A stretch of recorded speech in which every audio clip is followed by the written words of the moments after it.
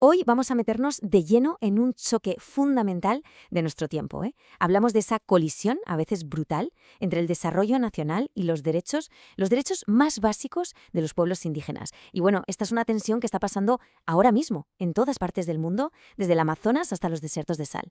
Mirad, para arrancar, esta cita de Silvina Ramírez, que es una experta en el tema, lo clava. Pone el dedo en la llaga, porque nos dice que esto no va solo de buenas intenciones. El problema real, y es lo que vamos a ver, está en cómo están diseñadas nuestras instituciones, en cómo manejan intereses que, bueno, chocan constantemente. Esto nos da el marco perfecto para entender el lío en el que estamos metidos. Y aquí lo tenemos, negro sobre blanco. El choque de visiones es total. Por un lado, tienes al Estado, que muchas veces lo que busca es, pues eso, extraer recursos, lanzar grandes proyectos, todo en nombre del crecimiento económico. Y por el otro están los pueblos indígenas, que lo que defienden es la integridad de su tierra, la supervivencia de su cultura y, ojo, el derecho a decidir su propio camino. Son, como se ve, dos mundos que chocan de frente. Vale, esta va a ser nuestra hoja de ruta. Primero, veremos ese choque entre derechos y recursos. Después, cómo se ha pasado de la asimilación a la autonomía. Entraremos de lleno en el poder de la consulta, que es clave. Luego analizaremos el marco legal para la supervivencia. Veremos por qué hay una brecha tan grande entre el papel y la realidad y acabaremos mirando hacia un futuro autodeterminado. Venga, vamos allí. Vamos a empezar por un cambio que es, de verdad, monumental en el derecho internacional. Porque durante décadas la forma de tratar a los pueblos indígenas fue, siendo generosos, paternalista. Pero, por suerte, eso empezó a dar un vuelco radical. Y fijaos en esta evolución, porque es brutal el cambio de paradigma. En 1957, la ley buscaba básicamente que las poblaciones indígenas se integraran, que se asimilaran, vamos, que desaparecieran como culturas distintas.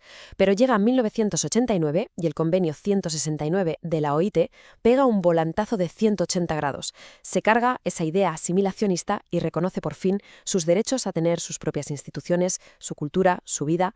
Y ya la Declaración de la ONU de 2007 es la que remata la faena, creando el marco más sólido que tenemos hoy. Y en el centro, en el mismísimo corazón de todo este cambio, está este concepto, la libre determinación. Y ojo, que no es una palabra cualquiera, ¿eh? Es el derecho a ser dueños de su propio destino.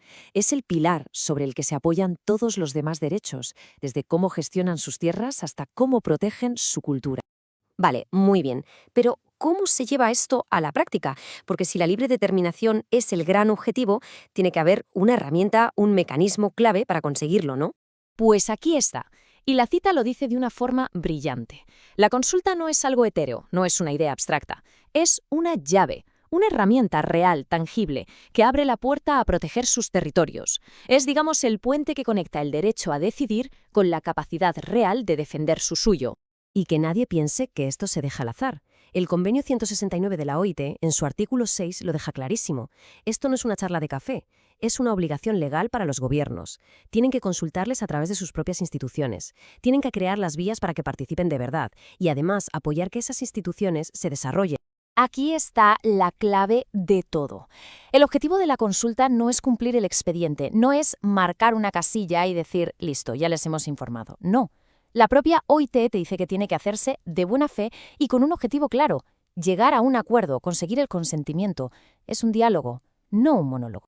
Y esto nos lleva a lo que se conoce como el estándar de oro, el consentimiento libre, previo e informado. Vamos a desgranarlo, que es muy fácil. Libre quiere decir sin presiones, sin coacciones. Previo significa que se tiene que pedir antes de empezar nada, no cuando las excavadoras ya están en la puerta. E informado significa que hay que poner toda la información sobre la mesa, la buena y la mala, y de una forma que se entienda. El listón, como se ve, está muy alto y tiene que estarlo. Pero cuidado, porque el marco legal no se queda solo en la consulta, va mucho, mucho más allá. Es toda una red de protección pensada para garantizar no solo que se les escuche, sino su supervivencia y su bienestar. Es que el convenio 169 es increíblemente completo. No se centra en una sola cosa, sino que teje una red de seguridad, de protecciones, porque entiende que para que un pueblo sobreviva necesita estar cubierto por todos lados. Vamos a ver los puntos más importantes. A ver, empecemos por lo básico, lo más fundamental, la tierra. Y aquí hay un detalle que es crucial. El convenio no habla solo de tierras con un papelito, con un título de propiedad, no. Reconoce las tierras que tradicionalmente ocupan. Y esto es vital para culturas que no tienen registros escritos. Además, les da derecho a participar en cómo se usan los recursos de esa tierra y, por supuesto, prohíbe que se les desplace a la fuerza. Luego están los derechos económicos, claro. El convenio garantiza que no se les discriminen en el trabajo, que cobren lo mismo por el mismo trabajo y que tengan condiciones seguras. Y esto es súper importante, sobre todo cuando pensamos en las industrias extractivas, que muchas veces operan justo ahí, en sus territorios o al lado. Y por último, pero no menos importante, los pilares de la cultura, la salud y la educación. El convenio dice que la sanidad tiene que respetar su cultura, sus prácticas, y reconoce un derecho que es fundamental, el de poder enseñar a sus hijos en su propia lengua, su propia historia. Es que sin esto, la supervivencia cultural es imposible. Y bueno, aquí llegamos al meollo de la cuestión. Porque en teoría tenemos un marco legal internacional que es fuerte, es detallado, es poderoso, pero la realidad, lo que pasa en el día a día, sobre el terreno, eso es otra historia. Claro, esto nos lleva a la pregunta del millón. A ver, si todas estas leyes existen, si el derecho a la consulta y al consentimiento está ahí, en el papel, ¿por qué narices los conflictos por la tierra y los recursos no paran de crecer? ¿Por qué ese abismo entre la ley y la realidad parece cada vez más grande? Claro, uno podría pensar, bueno, para eso está la ONU, ¿no? Con sus mecanismos de supervisión. Y sí, existen. Está el foro permanente, el relator especial, el mecanismo de expertos. Tienen el mandato de vigilar y de asesorar, sí. Pero la cruda realidad es que su poder para obligar a los países a cumplir es muy limitado. Entonces, ¿por qué sigue existiendo este abismo? Pues aquí están las razones principales. Muchas veces es simple y llanamente falta de voluntad política. Muchos estados no ven el consentimiento como un derecho, sino como un veto que les frena el desarrollo. Así, la consulta se convierte en un paripé, en un trámite. Y por si fuera poco, los gigantescos intereses económicos de las mineras o petroleras presionan una barbaridad para que estas leyes se queden en papel mojado.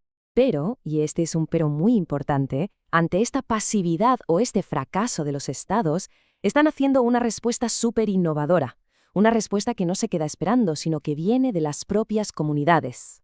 Es una estrategia que a mí me parece fascinante, porque en vez de esperar a que el gobierno de turno les diga cómo van a ser las reglas del juego, son las propias comunidades las que están tomando las riendas.